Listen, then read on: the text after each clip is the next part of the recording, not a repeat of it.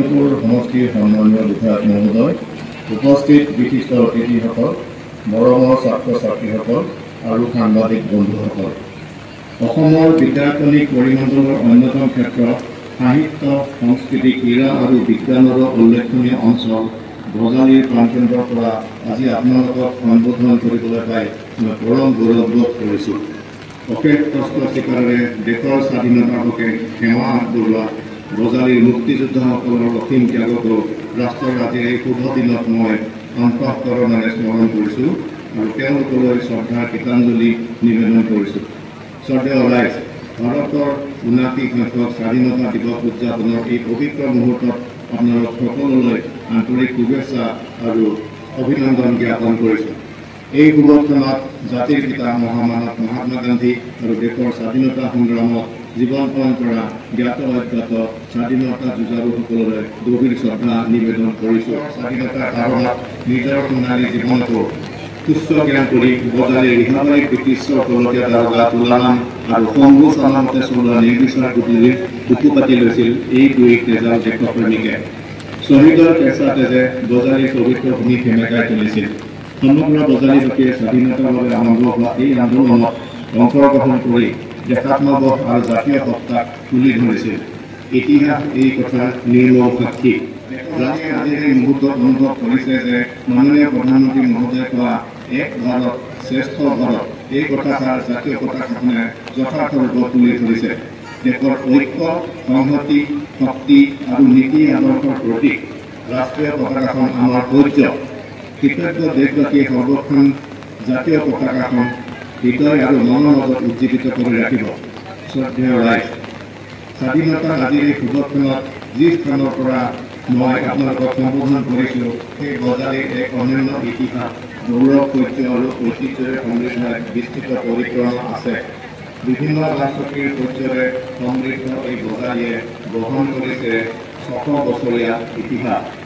যন্ত্ৰযুগে আক্ৰান্ত নকৰা সময়ৰ পৰা সাম্প্ৰতিক সময়লৈকে সাহিত্য, সংস্কৃতি, ক্ৰীড়া, বিজ্ঞান আদিৰ ক্ষেত্ৰসমূহলৈ বজালীয়ে অতুল্য অৱদান যোগাই ৰাখিছে।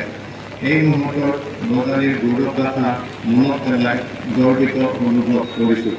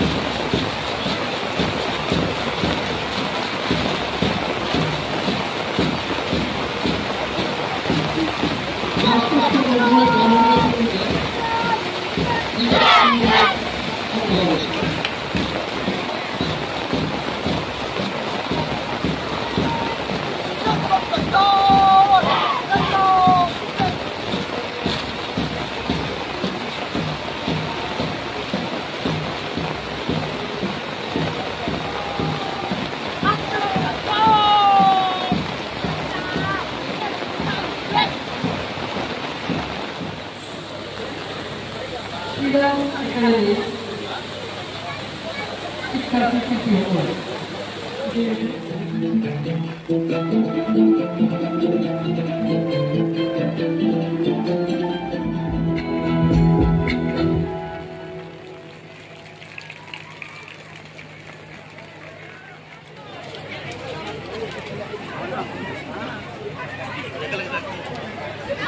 ভবানীপুৰ